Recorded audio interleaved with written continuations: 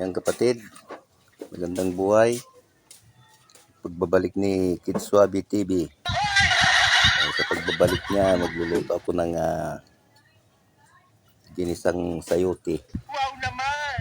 Ayan kapatid. Para malakas magbunot ng damo si kapatid Kid Swaby TV. Para may lakas siya. Hindi ko pa natatapos yung binubunot ko dun sa may likod. Hindi totoo yan. Yan, para malakas. Igisa muna ng gulay, sayote.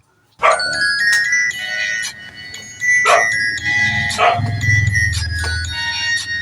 So, inuuna ko tong pangsahog ko. Ayan, inuuna ko muna siya. Ginisa ko muna, pinapula ko muna. Ayan. Igigisa ko siya. So, yung charong bulaklak ko.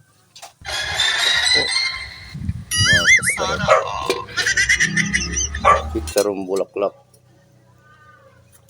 Ito yung pangsahog ko naman sa sayote. Yan kapatid. Ginisa ko na. Inuna ko tong sayote sapagkat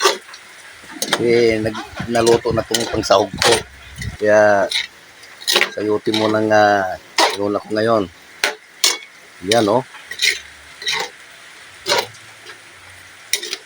Yan. Lagyan ko ng kunting sabaw to. Yan kapatid. Tapos may kunti. Lagay ko na to ay pangsahog. Naluto naman na yung pangsahog eh.